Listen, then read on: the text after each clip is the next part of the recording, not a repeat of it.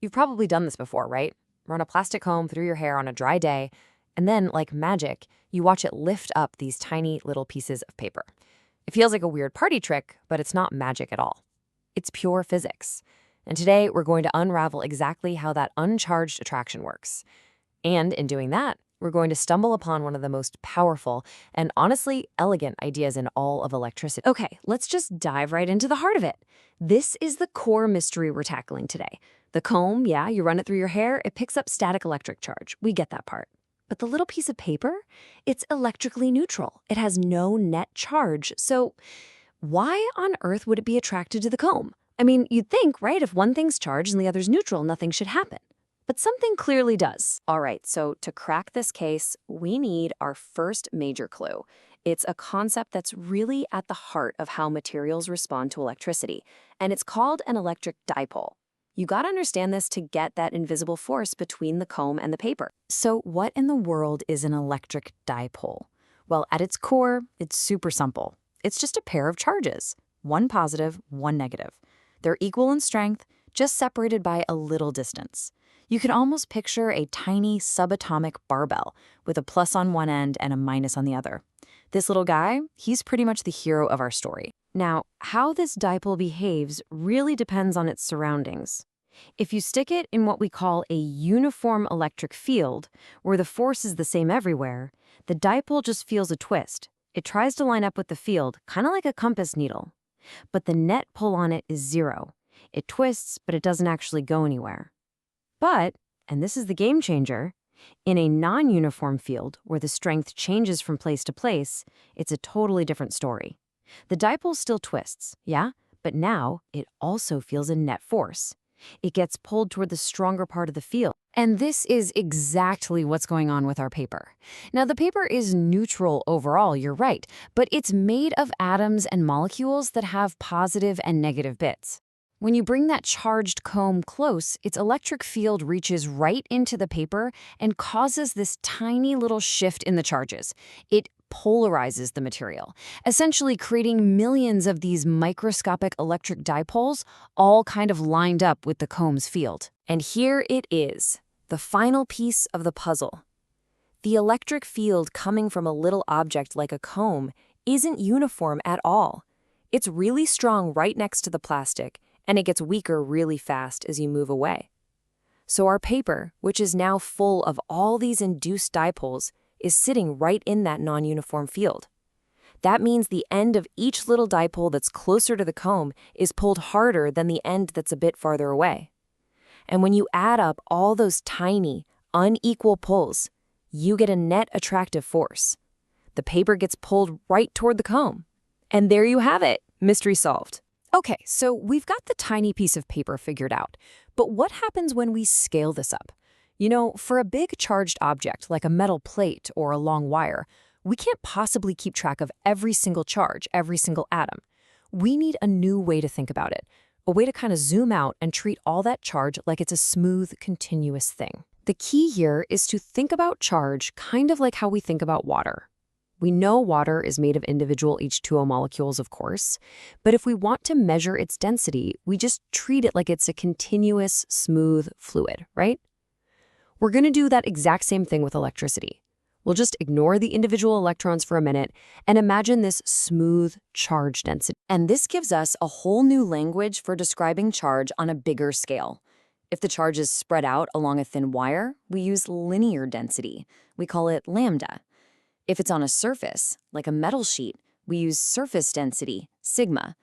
And if it's spread all through a three-dimensional object, we use volume density, or rho. Each one is just a different tool for a different shape. Okay, so this is a great conceptual jump, but it also creates a massive new problem. If you want to find the electric field from one of these continuously charged objects, the old way would be to add up the effect from every single infinitesimal piece of charge. And that means doing some really, really hard math. For pretty much anything except the simplest shapes, it's basically impossible. There's gotta be a better way. We need a shortcut. And that shortcut, that absolute master key for all of this, is called Gauss's law. This is one of the four fundamental equations of all of electromagnetism. It's a statement of just profound simplicity and incredible power, and it lets us sidestep all of that messy math. Now, before we actually state the law, we need one last concept: electric flux. So first, just picture electric field lines radiating out from a charge. Got it? Okay. Second, imagine enclosing that charge in some kind of imaginary closed surface. Think of it like a bubble. The electric flux is really just a count. It's a measure of the total number of field lines that are poking out of that surface. More lines poking through means you've got a higher flux. And here it is. This is the law itself. Let that sink in for a second. Gauss's law says that the total electric flux passing through any closed surface you can possibly imagine is directly proportional to the total net charge that's enclosed inside that surface. That's it. It is just breathtakingly simple and powerful. The implications of this are just huge. First off, the shape of your imaginary surface doesn't matter one bit. It can be a sphere, a cube, a lumpy potato. The law still works. Second, and this is absolutely crucial, only the charge inside the surface matters. Any charges outside might bend the field lines around, sure, but they don't change the net number of lines leaving the surface.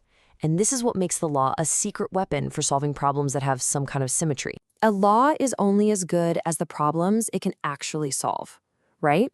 So let's put this master key to work and see how it just completely unlocks calculations that would otherwise be monstrously difficult. You know, the real genius of using Gauss's law isn't just in the law itself, but in how you apply it.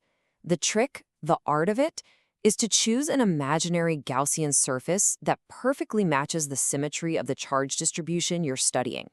By picking the right surface, the calculation for the electric field becomes, well, almost laughably simple. And just look at the payoff. For a long, straight wire, you match its symmetry with an imaginary cylinder. For a big, flat sheet of charge, a little cylinder or box works perfectly. And for a sphere of charge, well, you use another sphere. In every single case, by picking the right surface, all that messy math just vanishes, and Gauss's law spits out a clean, simple answer. And look at the sphere. The field outside it is identical to a single point charge.